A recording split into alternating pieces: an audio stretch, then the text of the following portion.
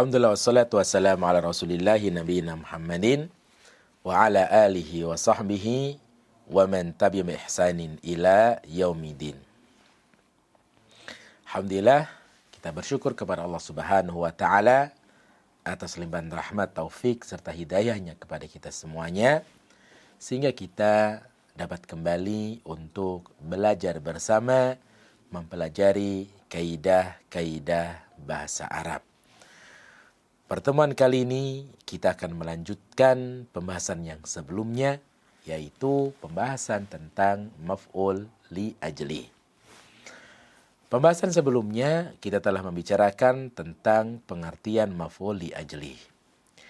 Maf'ul li ajli adalah isim nasab yang disebutkan dalam sebuah kalimat untuk menjelaskan sebab terjadinya perbuatan. Yang kedua, maf'ul li ajli memiliki syarat. Yang pertama, ayyakuna isman. Maf'ul li ajli harus isim, tidak boleh fi'il dan juga tidak boleh dari huruf. Yang kedua, ayyakuna mansuban. Yang ketiga, maf'ul li ajli harus dibaca nasab. La yajuzu majruran, tidak boleh dibaca majrur. Wala yajuzu majzuman, tidak boleh dibaca jazm. Wala yajuzu marfu'an, dan tidak boleh dibaca marfu'. Thalithan, ayyakuna masdaran. Yang ketiga, maf'ul li ajli harus dari masdar. La yajuzu al-maf'ul li ajlisi am maf'ul li ajlihi ghairu masdarin. Maka tidak boleh maf'ul li ajli itu dari selain masdar. Warabi'an, yang keempat, al-maf'ul li ajli ayyakuna al-masdar yadullu ala amalin qalbiyyin. Bahwasanya maf'ul li ajli ini harus berupa masdar yang menunjukkan arti amalan hati. Nah, maka dari sini mungkin ada pertanyaan, dari mana kita bisa mengetahui masdar tersebut amalan hati? Kita bisa mengetahui bahwa masdar tersebut adalah amalan hati itu dari arti, dari makna arti sebuah kata kerja itu. Apabila kata kerja itu atau masdar tersebut menunjukkan arti amalan hati, berarti itulah maf'ul bisa menjadi maf'ul li ajli. Jika tidak, berarti itu selain daripada amalan hati. Gambarannya tadi, akala itu artinya makan. Makan berarti bukan amalan hati, amalan anggota badan selain daripada hati. Roja, roja artinya mengharap. Masdarnya adalah rojaan. Mengharap itu berarti amalan hati. Khofa, masdarnya khaufan atau khaufun. Berarti khofa artinya takut. Takut itu berarti amalan hati. Khosyiya, khosyatan artinya khawatir. Khawatir ini amalan hati. Berarti masdarnya khosyiya bisa menjadi maf'ul li ajli. Akhlasa artinya ikhlas. Masdar dari akhlasa berarti bisa menjadi maf'ul li ajli, yaitu ikhlasan. Ibtagha yabtaghi, mengharap, berarti amalan hati. Berarti masdar daripada ibtagha yabtaghi ibtigha'an, maka masdarnya dia bisa menjadi maf'ul li ajli, karena dia termasuk di antara amalan hati. Radiya yarda, radiya artinya rela, ridho, amalan hati. Berarti masdarnya radiya ridhaan atau ridhan, berarti dia bisa menjadi maf'ul li ajli untuk menunjukkan sebab terjadinya perbuatan. Adapun syariba artinya minum. Syurban itu masdarnya, berarti minum ini bukan amalan hati, maka tidak bisa menjadi maf'ul li ajli. Akhoda mengambil. masdarnya akhdan. Berarti akhoda masdarnya tidak bisa menjadi maf'ul li ajli, karena akhoda artinya mengambil. Mengambil bukan amalan hati.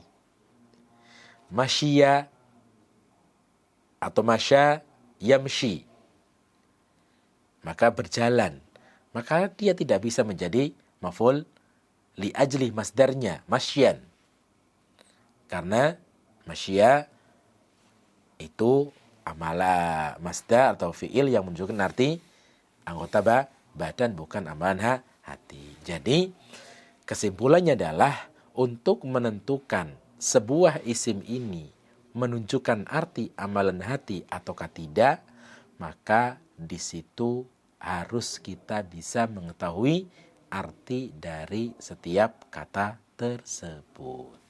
Nah, jadi semacam itu. Kemudian kita lanjutkan pada kaidah yang kedua dari kitabnya. Kaidah yang kedua, thaniyan, yang kedua. Al-aslu fil maf'uli li ajlihi ayyakuna mansuban. Pada asalnya maf'ul li ajli ayyakuna mansuban dibaca nasab. Wa yajuzu jarruhu bil lami, maka boleh untuk dijerkan bilami dengan huruf jar lam, yaitu li, maksudnya lam di sini adalah li.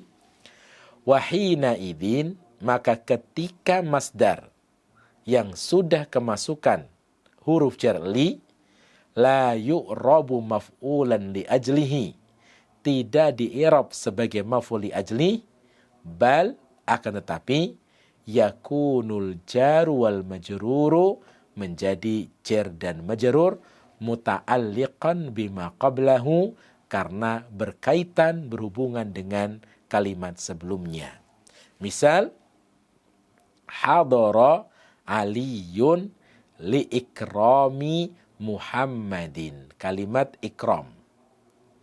Hadara aliyun li ikrami Muhammadin, kata ikram ini bukan menjadi maf'ul li ajli lagi, tapi menjadi jar majrur karena sudah kemasukan huruf lam, yaitu li. Taib.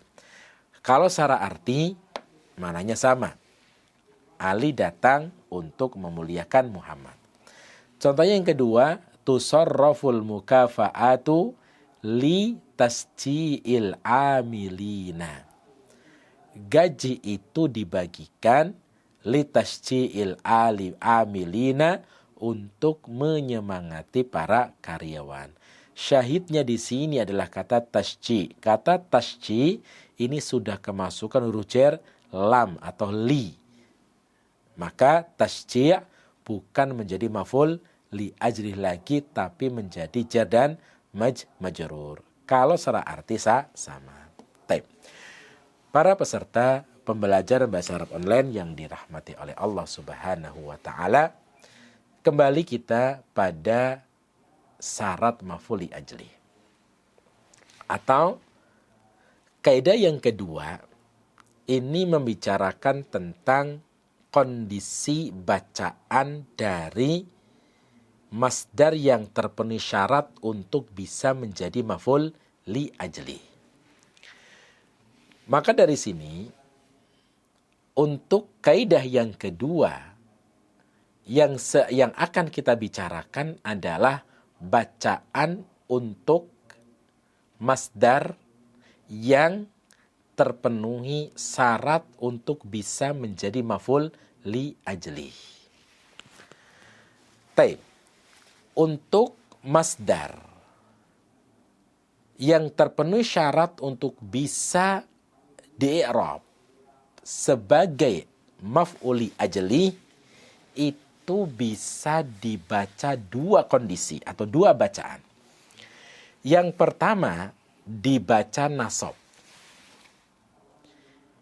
Ketika dia dibaca nasab, maka dia berkedudukan sebagai maf'ul li ajli karena sudah terpenuhi syarat. Sebagaimana pada contoh-contoh sebelumnya. Contoh, tarokal muslimuna al-ma'siyata khasyatan lillahi khasyatan. Orang-orang muslim itu meninggalkan kemaksiatan khasyatan lillahi, khasyatan karena takut kepada Allah. Kata khasyatan ini terpenuhi syarat untuk menjadi maf'ul li ajli. Makanya dibaca nasab. Nah, apakah selamanya akan khasyatan artinya dibaca nasab tersebut? Maka dari sini kita boleh membaca yang kedua, jenis yang kedua. Yaitu yajuzu jarruhu biharfi jarrin. Boleh untuk kemasukan huruf jar lam. Maka bacaan yang kedua kita boleh mengatakan tarokal muslimunal maksiyata li khasyatillahi, li khasyati. Bisa diawali, bisa dimasuki huruf jar li. Secara makna itu sama. Secara makna sama ketika kita mengatakan tarokal muslimuna khasyatan lillahi dengan tarokal muslimuna li khasyatillahi, ini memiliki makna arti yang sama, yaitu orang-orang muslim meninggalkan maksiat karena takut kepada Allah. Itu arti dari keduanya. Hanya saja i'rab yang berbeda, kedudukan yang berbeda. Kalau yang pertama dibaca nasab sebagai maf'ul li ajli. Tapi ketika sudah kemasukan oleh huruf jar li, maka bukan maf'ul li ajli lagi, tapi berkedudukan berubah menjadi jar majrur atau menjadi majrur.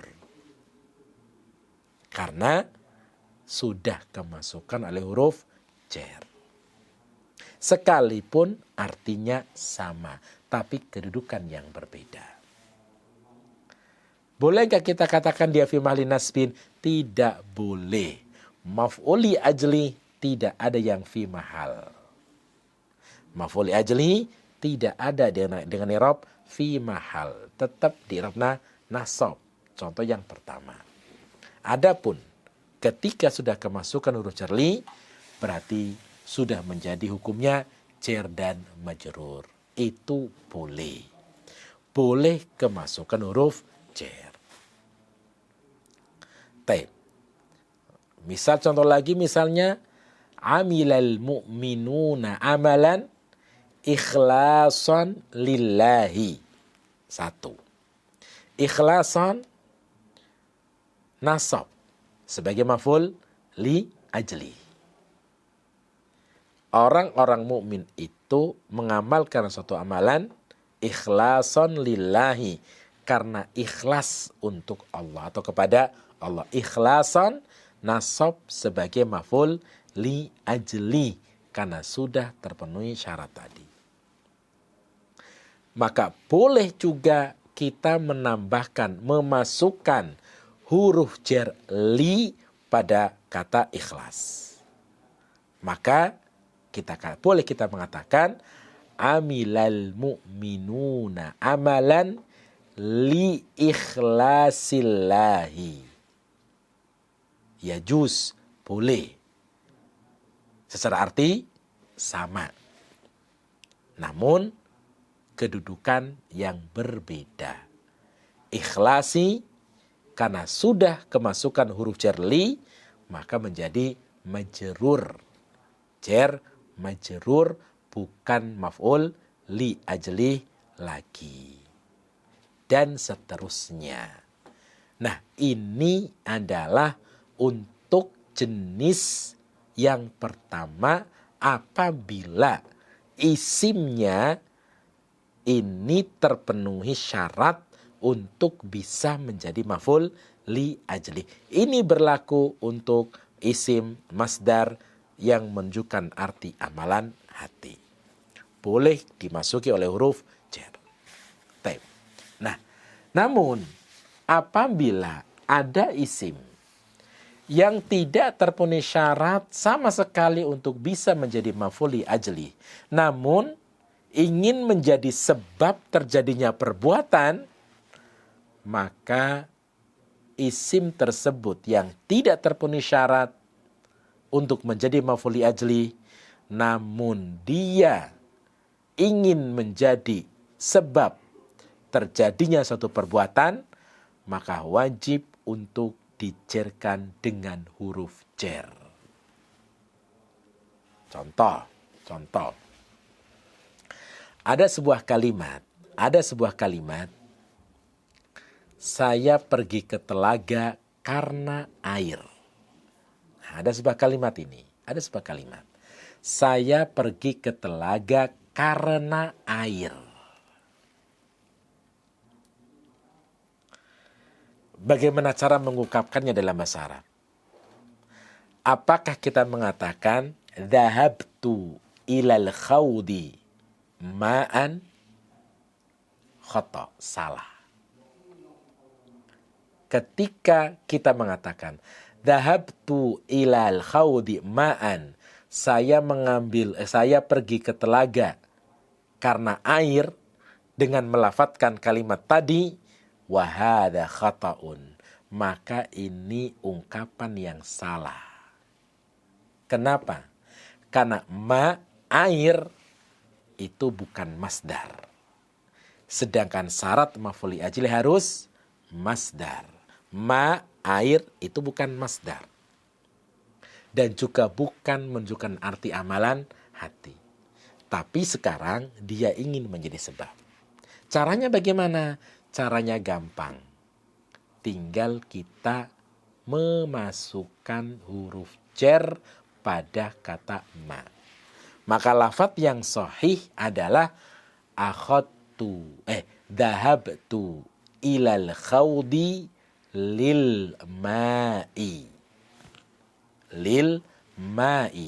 Dan lam inilah yang disebut dengan lamut ta'lil, huruf jar yang menunjukkan arti sebab. Maka ini berlaku untuk semua isim yang tidak terpenuhi syarat untuk menjadi maf'ul li ajli, tapi pada susunan kalimat menjadi sebab terjadinya perbuatan.